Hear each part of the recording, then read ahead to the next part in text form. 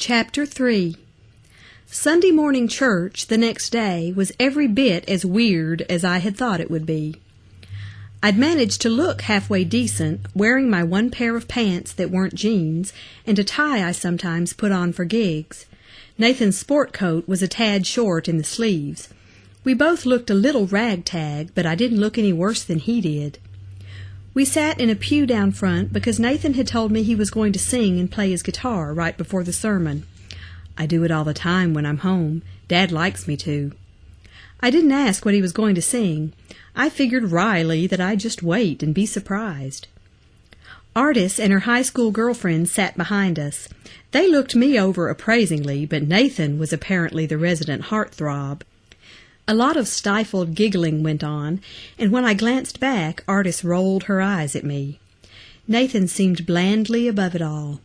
Before the service, he was busy greeting little old blue-haired ladies who had to be filled in on who I was and who eyed my long hair disapprovingly. The service started with a hymn, followed by prayers and responsive readings.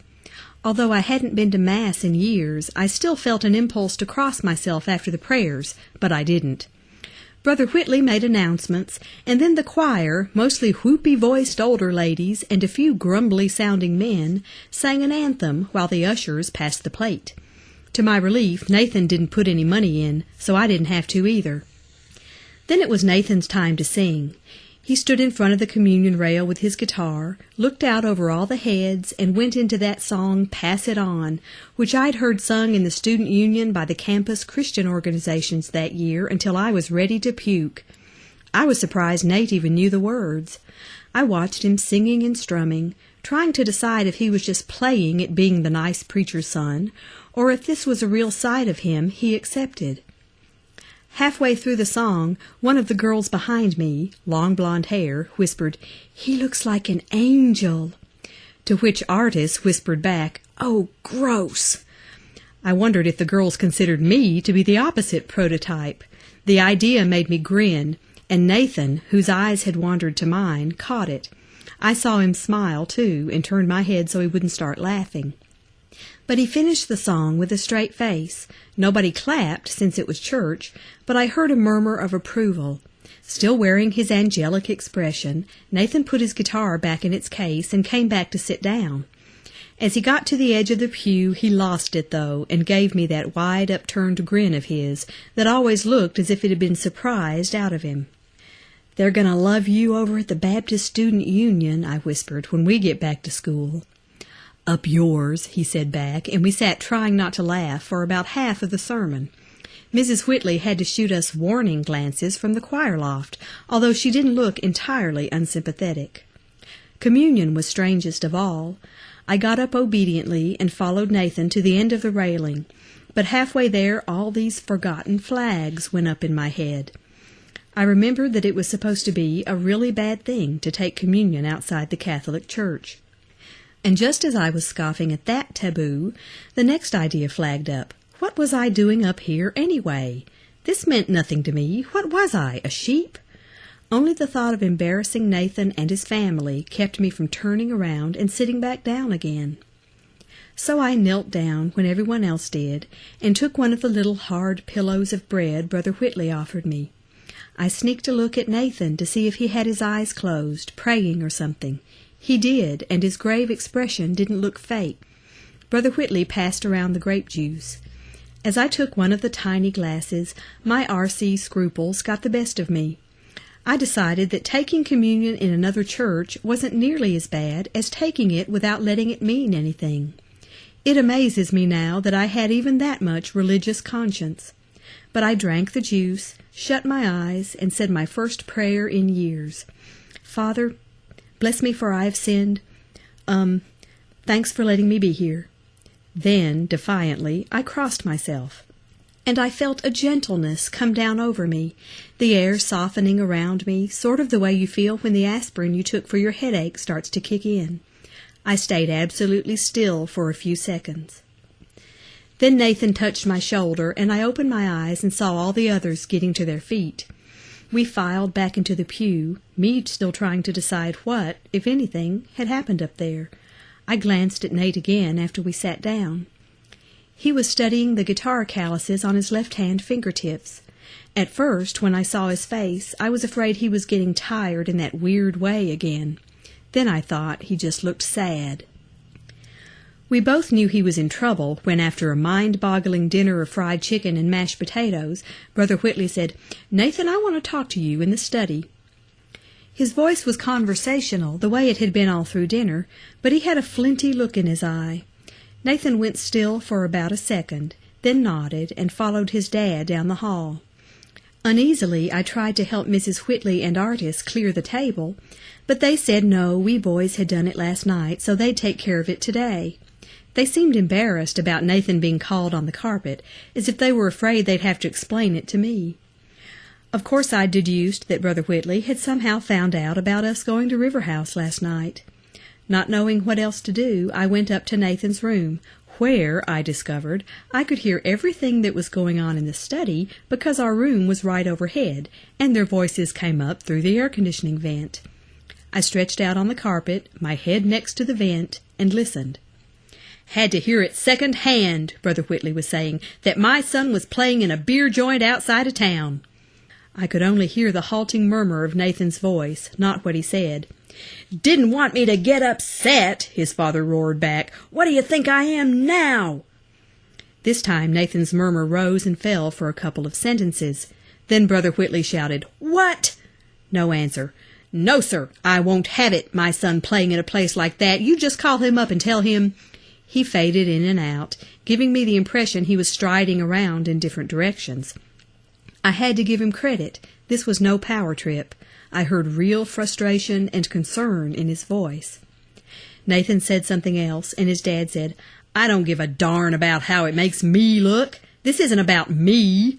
I just don't want you throwing away your God-given ability at a place like that." I didn't hear Nathan's voice at all then, but Brother Whitley said in a quieter, almost defeated voice, "No, I'm not ordering you. It's just, Nate, this isn't the way you're meant to go, son. I feel it in my gut." Nathan's murmur again, sounding more insistent. His dad cut through it. "It's for God to say, and you're not listening to him." Then there was a long silence, during which I imagined Nathan going blank, waiting for his dad to give up. Finally, Brother Whitley did. "All right," he said. "You're nearly a grown man. You need to go ahead and make your mistakes. But I think you're wasting your time and your talent, and I want you to keep that in mind." Another brief murmur. Brother Whitley said, "Yes," sort of tiredly, and then I heard the study door close. Marveling at how a quiet guy like Nate had managed to wear down somebody like his dad so fast, I sat up and waited. I thought he might come up and tell me about it. But when I didn't hear him climbing the stairs, I got up and went into the hall to look out the window which faced the backyard. Sure enough, there was Nate, striding through the field toward the river, his hands shoved in his pockets and his head bent. I watched until he gained the far side of the field and disappeared into the trees. He never talked to me about it, and I never said anything. He and his dad had evidently agreed on a truce, however, and that first week went on peacefully enough. We spent a couple hours a day cleaning the cool, empty church, talking a little. I liked the work. It wasn't back-breaking, and there was a reverence about it I hardly realized at the time, as if it were a privilege to come over and smooth this quiet place back down after it had been ruffled up every Sunday. I think for the most part Nathan liked having me around, but I learned to back off when he wanted to be by himself. Sometimes he would just disappear, and I would read or watch TV up in the bedroom or do my laundry, which I wouldn't let Mrs. Whitley do for me even when she begged, until he surfaced again. Then we might mess around in Brother Whitley's vegetable garden, which I secretly thought was a gas, me digging potatoes, or run to the grocery or help around the house. Or we'd sit and have a Coke with Artis and listen to music. She loved it when we paid attention to her, and I marveled at how nice Nathan was to her. I thought you were supposed to hate little sisters, or at least pull their hair. The best times for me were when we rehearsed, which we did as many evenings as possible that first week, because Paige worked most days. She would drive over to the parsonage, and we'd practice in the living room with the French doors shut, so that Brother and Mrs. Whitley could watch TV in the den. Sometimes we'd rehearse until midnight, working up every song we could think of.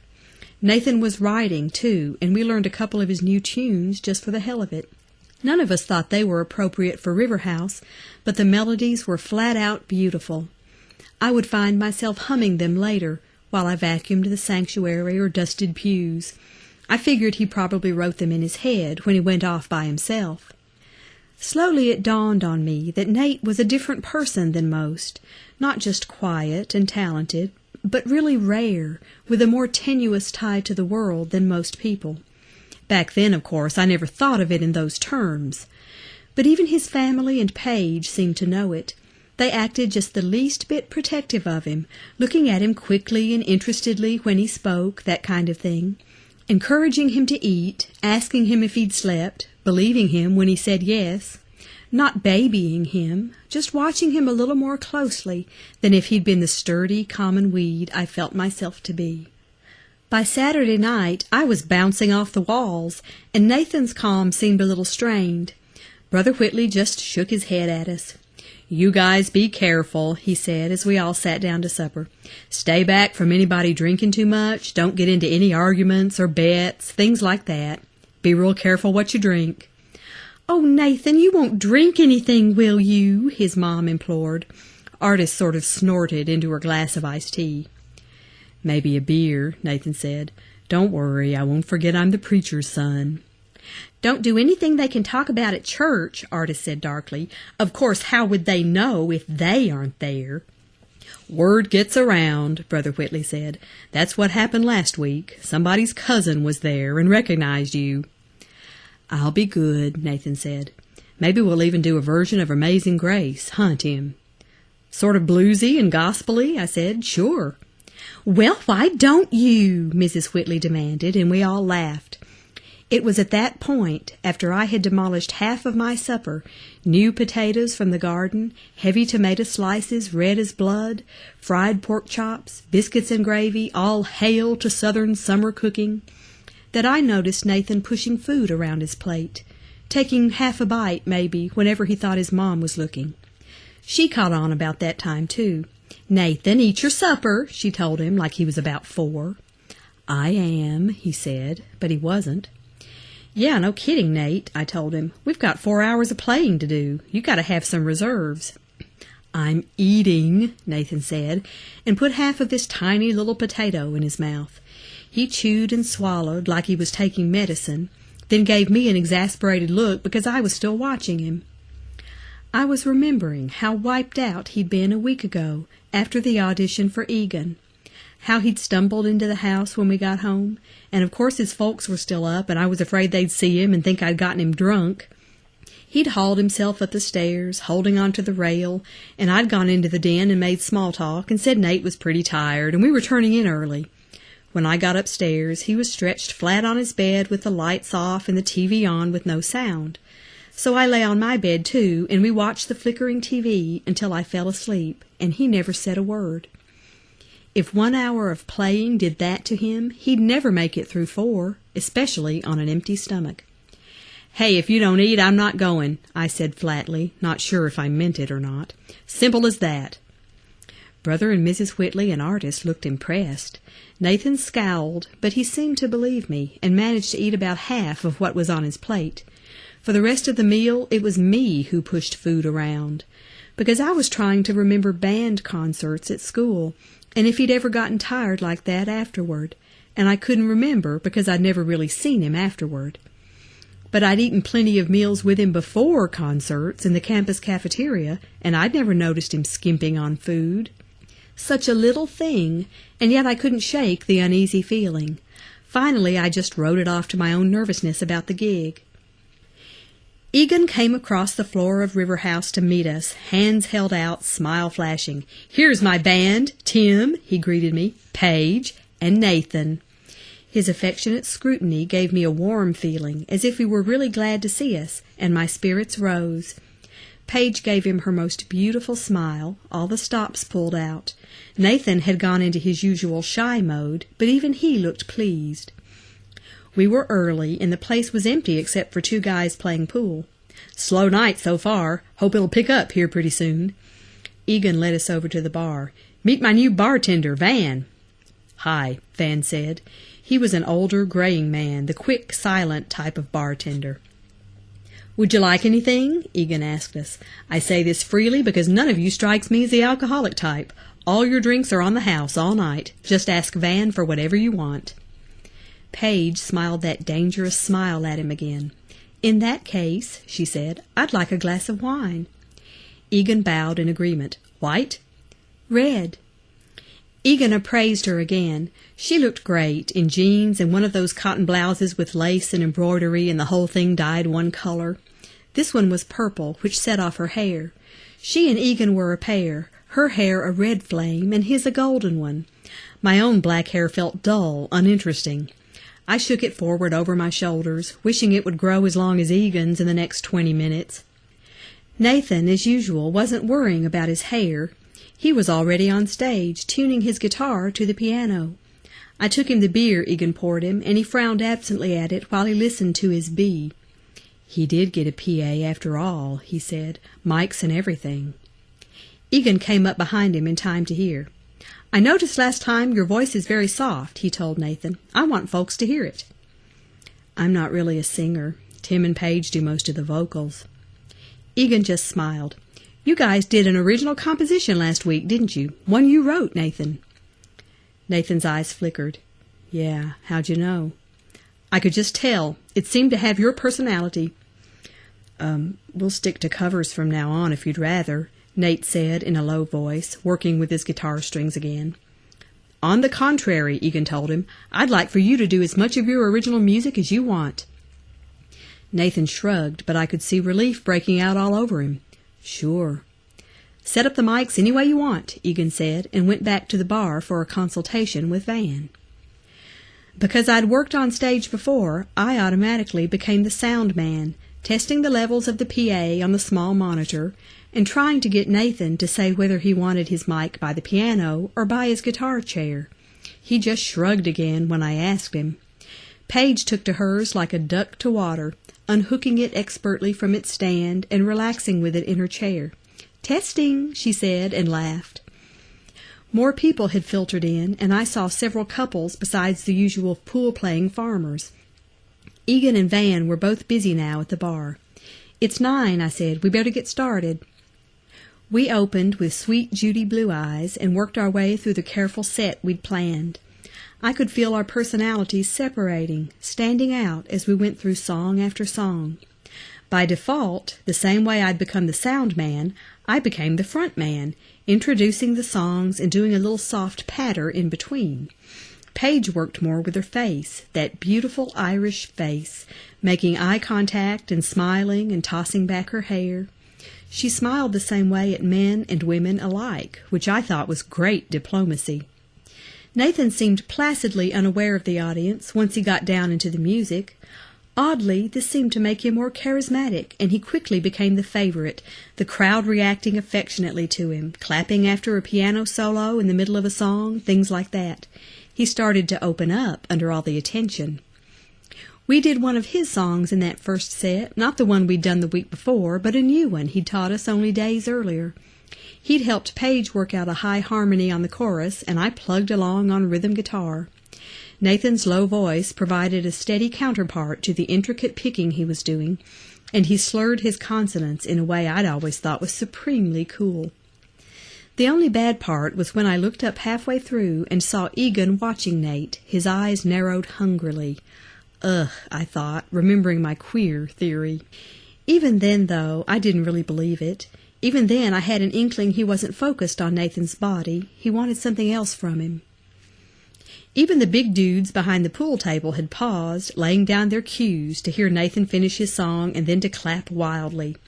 "That was written by Nathan himself," I announced, and everyone clapped again, proudly and fondly. Paige and I grinned at Nate, and he gave us that big, delighted kid smile. He tucked it back in fast, but I could tell he was loving all the appreciation. When we broke, Egan came right over. "Now that was great! Just great! Want anything to drink?" "Maybe a beer," I said. "Nate, you all right?" I looked at Nathan quickly, but he seemed fine. "Yeah," he said, "a beer'd be great." We went over to the bar with Egan to get it, and Van fixed us 3 mugs. A couple of waitresses, casual in jeans, took care of the customers at their tables. The place was running smoothly, everything under control, and I marveled at Egan's managerial ability. "Hey," he said to us after we'd cooled our thirst, "you've got a few minutes. Come see the studio I've got upstairs." We followed him past the bar and through the door to a flight of stairs leading up from the back hall. The staircase was dark, but light shone from the top, and Egan led the way. "I live up here," he explained over his shoulder as we climbed, "and work up here, too." I half expected to find easels and paints. Maybe he dabbled with oils in his spare time. But when we saw what kind of studio he had, my jaw dropped and Nate took a quick breath. "Wow," Paige said. The top floor of the old house had been made into a single loft, the wooden floors burnished, striped rugs hanging on the walls, a huge leather couch, and no curtains at the dark windows. What we all focused on, however, was the recording equipment he had. A 16-track soundboard I'd have wagered was state-of-the-art, a reel-to-reel tape machine, amps and monitors, mics and headsets, even a glass vocal booth. I'd never seen a layout like that in my life. "Wow," Paige said again. "So you're a musician yourself?" Egan switched on some track lighting over the soundboard. "I'm more of a producer sound engineer. Maybe you guys would like to come up here sometime, see how you sound on tape?" "Oh, man," I said, "that'd be great." What else could we say in the face of such munificence? Nathan, of course, was speechless, but I could tell he was having trouble keeping his hands off all the toys. Egan leaned over and flipped open a guitar case that lay on the floor. "Hey, Nathan, try this out." He held up an Ovation guitar, a beauty, mahogany-topped with mother-of-pearl inlays. Mesmerized, Nathan reached for it with both hands like a little kid, and we all laughed at him. He just smiled. He was too busy tuning it and listening to it to mind if we laughed. "I've got a bass I want you to try, Tim," Egan told me, although he made no move to get it, wherever it was. "Maybe you can play it downstairs sometime, since that's really your strong point." "How'd you know I played bass?" "Nathan mentioned it, I guess, didn't you, Nate?" Nathan, strumming blissfully, glanced at us as if we were mosquitoes hovering at the edge of his vision. "How'd you ever end up here," Paige asked Egan, "in little old Berry Springs?" Egan smiled at her. "Nashville's getting so crowded. A lot of people will work this far south just for the breathing space.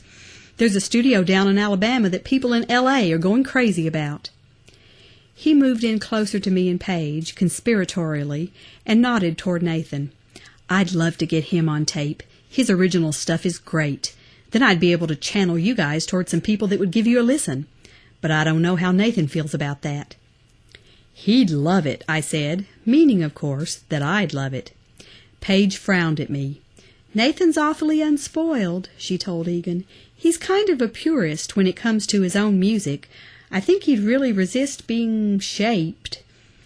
"That's the last thing I want," Egan said, "to shape him. I want him just the way he is. You guys will have to help me." He was nothing but concerned, yet it bothered me, him enlisting Paige and me. I figured Nathan should be able to do what he wanted, regardless of anything we said. Still, what if he did say no? You never knew what was going on inside Nathan's head, and I didn't want whatever it was to make me miss out on anything. But neither Paige nor I made any promises that night. "Hey, listen," I said to her, "we better get back down for our next set." "Yeah, you're right. Nathan, honey?"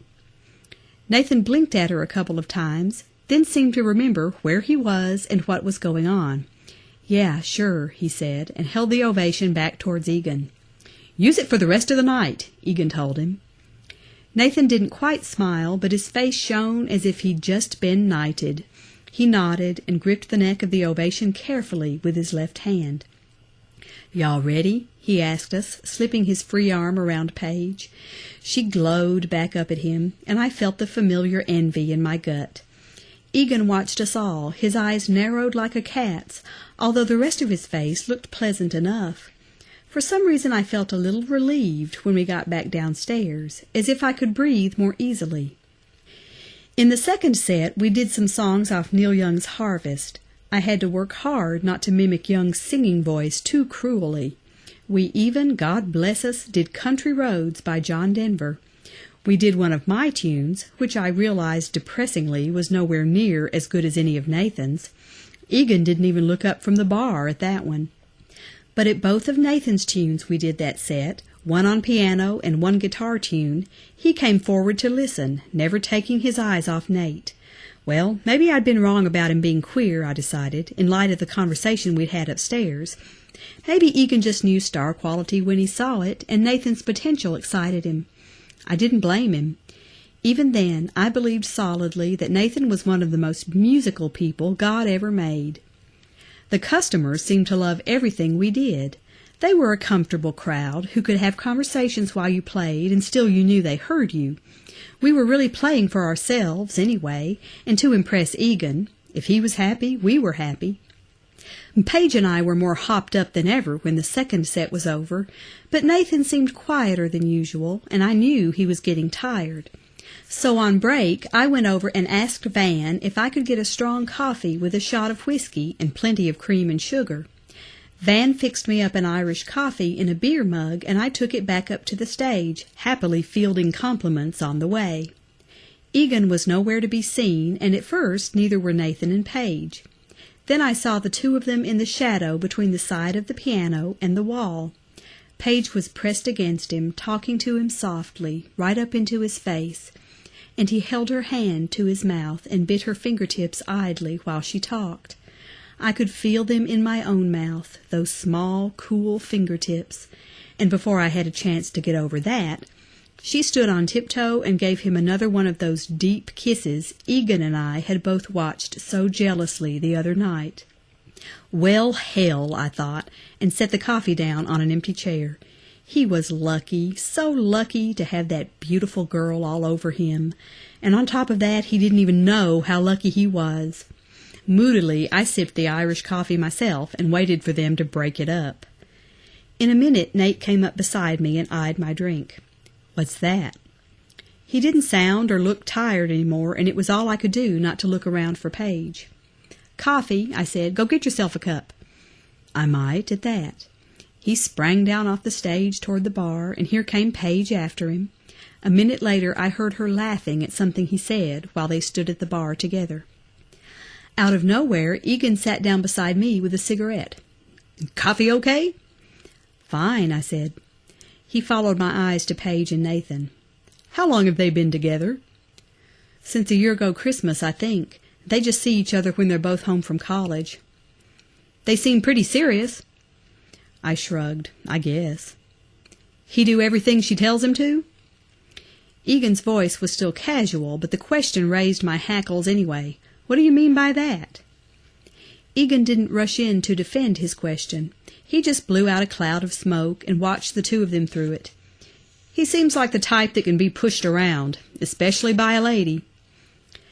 My first impulse was to defend Nathan hotly. I remembered the conversation I'd overheard with his father, and who'd given in at the end. I knew how strong-willed he could be when something really mattered. The only thing was, not a lot of stuff really did matter to Nate, so on the surface he could seem like a pushover sometimes. "You'll just have to wait and see," I said, as if the subject bored me. "I haven't been around them for very long, so I don't know." "You came all the way from California to visit him? Why?" I looked at him. "What do you mean, why? He's a friend of mine, and he invited me." "Sorry," Egan said easily, and stood up. "Been producing too long, I guess. I've run up against too many ulterior motives." He clapped me on the back. "You guys are doing a great job. Keep it up." We kept it up through the third set, and the place was jumping, full of people. But playing to a crowd like that can be hard. When the mood is high, you don't want to lay any ballads on them, or pretty soon they'll start heading out the door. So I kept pushing Nathan to do all these upbeat numbers on piano, with Paige and me singing our little hearts out. We did a few of the more lively CSNs on guitar, but they couldn't compare to the blues and honky-tonk Nate could lay down. He was giving out now, though, his eyes blanking, and when I went over to the piano to confer with him between songs, he muttered, "I'm getting real tired of working the crowd." Welcome to playing gigs. Gotta give 'em what they want. "This isn't what I want," he said. "We're about to break, then just one more hour." He shook his head and went into a Leon Russell tune, singing lead well into the mic, but with no particular enthusiasm. I played along as well as I could, with Paige frowning because there wasn't anything for her to do. Time for a break, all right. It never ceased to amaze me how the tide could turn so quickly. One minute you were in heaven, and the next minute everybody was ready to go home. "That sucked," Paige snapped after I'd announced a break. "I never heard that song before, and you were half a beat behind." "We're running out of upbeat stuff. Nate's having to do tunes only he knows." I looked around. "Where'd he go?" "Men's room. So what are we going to do for the next hour?" Egan solved that question by walking over just then and saying good-naturedly, "What happened to all the original stuff?" "Nathan's songs? Most of them are ballads, so we figured they'd bring the crowd down." "Don't you worry about the crowd," Egan said. "They'll stay or they'll leave. It doesn't matter to me. Where is Nathan, anyway?" "Taking a leak." I was trying to figure this one out. "You don't want us to keep people excited, having a good time, buying drinks?" Egan gave me a silvery smile. "I want you to play the kind of music you play best, and from what I've heard, that's Nathan's music." He nodded at Paige. "There's always a dynamite part for you to sing, every one of his that I've heard. And you," he looked at me, "are obviously in sympathy with the music, and you support him very well." Exactly what the hell did that mean, I wondered. "So for this last set, get him to bring out every tune he's got. How about it?" Egan's smile grew crooked, a little playful. "Impress me," he said, and walked away. "Impress him," Paige muttered. "I'd like to impress his—" "Hey," I said, "has it occurred to you that this guy might be associated with the mob?" "Oh, come on." "No, think a minute. Where's he getting all the money to fix up this place, and then not even care if the music keeps him drinking or not?" "People in the Nashville music business have a lot of money, Tim," Paige said loftily. "Just because it's Tennessee doesn't mean we're all a bunch of barefoot hicks, you know." She sounded like she was getting tired, too, and I had to remind myself that neither she or Nathan were used to this. I decided to change the subject. "How'd you two ever get together, anyway?" We were at the bar now, and I raised 2 fingers at Van and nodded at the beer taps. Paige brightened. This was obviously one of her favorite stories. "Christmas party, year before last. He was playing the piano, singing a little, and I came over and harmonized, and oh, he was so beautiful. I was in love with him before we'd ever actually spoken to each other." "Was he wearing a smoking jacket?" "No, What?" "Never mind. And then he asked you out?" "Actually, I did all that," she said. "I got him to go outside with me, and I kissed him and asked him if I could see him again." "And he said—" "I'm not sure he said anything. He just kind of nodded, and the next day he showed up at my house and we went for a walk." She shrugged. "He's so shy, I just have to take the initiative." I was glad Egan couldn't hear this. He'd interpret it as Paige pushing Nate around. I drank my beer in silence, contemplating glumly how it must feel to have Paige take the initiative with you. "Is it just me, or are there more people than ever?" Nathan muttered, coming up beside us. "It's just you," I said. "Actually, the crowd's thinned out a little." "Seems so noisy." Nathan picked up my beer mug and took the last swallow. "Hey," I told him, "Egan said for this last set to do as many of your original tunes as we can." Nathan looked at me blankly. "My tunes? For these folks? We'll get thrown off the stage." "That's what I told him, or at least that people would leave, and he said to let him worry about the crowd." "Which makes me nervous," Paige admitted. Nathan scanned the room.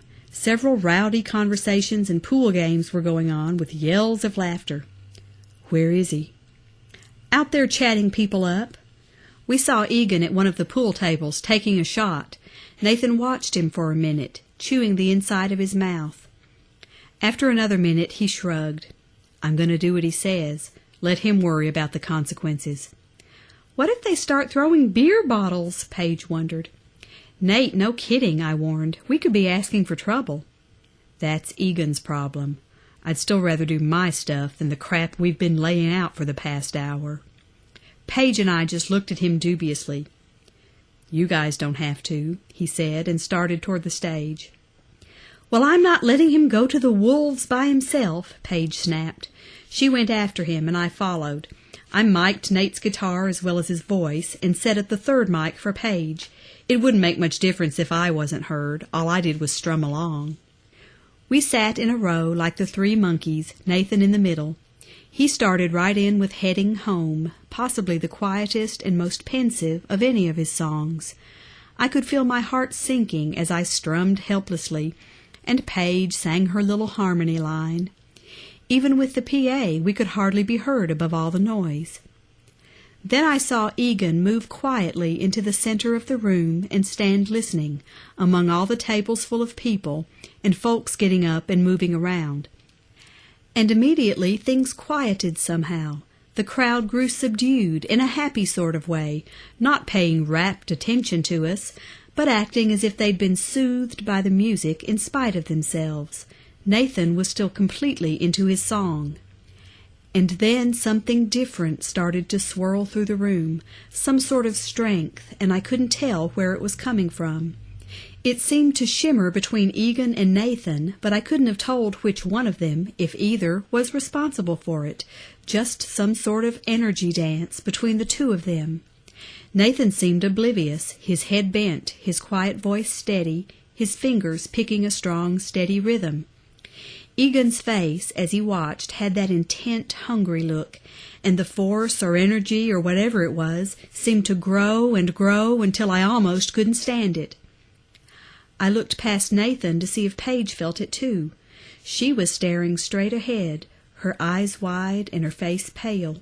When it was time for the harmony vocal again, she forgot to sing. But Nathan never faltered, a steady presence in the flow and silent roar of the energy dance, making his music, finishing the song.